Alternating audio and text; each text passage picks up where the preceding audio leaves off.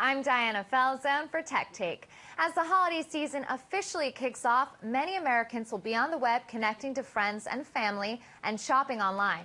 Threats by hackers occur all year round, but are you more at risk during the holiday season?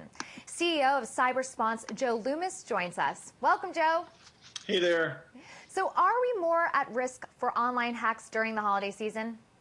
Absolutely. The hackers know that everybody's going to be going either to the Cyber Monday or the Black Friday deals that are coming up today. What are these hackers looking for? What personal information? Well, they're really trying to track down, matching billing cards, billing credit card information, whether that's your address, as well as the full, credit card number and 3-digit or 4-digit code, depending on the card you use. They're really looking for also vulnerable websites that have really weak security measures put in place. Really the low-hanging fruit, because there's quite a few out there. So when we think of low-hanging fruit, are these smaller boutique companies? We're not looking at large department stores as being primary targets, are we? I wouldn't say that that's the case given how 2014 has gone down. I would say that it's kind of it's spread amongst the field. The low-hanging fruit are those little mom and pops, those boutique type stores, but the big commercial ones, they have the bigger volumes. So there's attractiveness to depending on which target you're looking at. Right, and we've seen, as you said, in 2014, that hackers do go after the bigger companies looking for employee personal information. We just saw that hack with the United Parcel Service. So it can happen, but how can we protect ourselves from getting hacked? Well, the best thing you can do is, one, you always use a credit card, never use a debit card. You always want to also buy from a trusted retail website that you use a specific updated browser like Google Chrome or Internet Explorer or Firefox. Also, you need to be very careful about the emails that you get in discounts. A lot of these are fake emails. A lot of them are there to lure you to unauthorized or false websites. You also need to look for maybe some script blocking browser plugins. And what these do is, some of them, like popular free ones, are script safe and no script.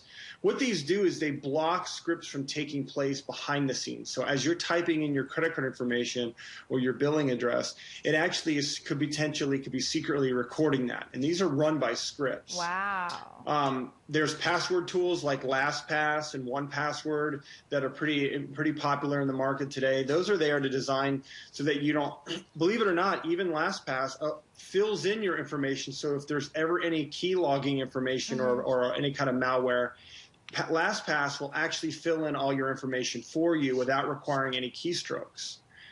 There's a lot, there's a lot of different things you can do. There's a lot of common sense that you need to apply in here. If it's too good to be true, it probably is. Yeah. You need to make sure that when you're going to URLs from these email, advertisements, make sure you check the web address. Make sure the web address actually resides or points to the actual parent company. Make sure it's not one of those, with a hyphen in it or the misspelling, because that's typically, a big trigger that there's something fishy going on. Yeah, and it is a little scary out there, especially on the web. Is it wiser to go back to basics and just shop at real stores, brick and mortar stores, rather than go online?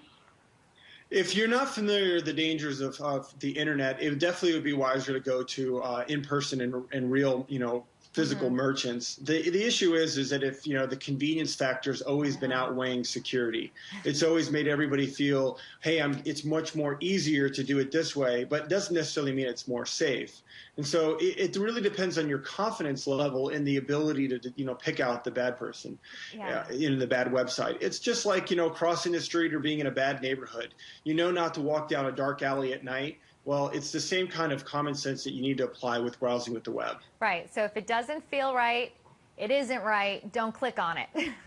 Exactly right. And use some, just use the common tips that are out there. Make sure to check the web address. Exactly. Make sure that the email looks, there isn't any misspellings in the email. That's sometimes a, easy tip off. There's always misspellings or sentences aren't, formatted correctly. There's bad grammar.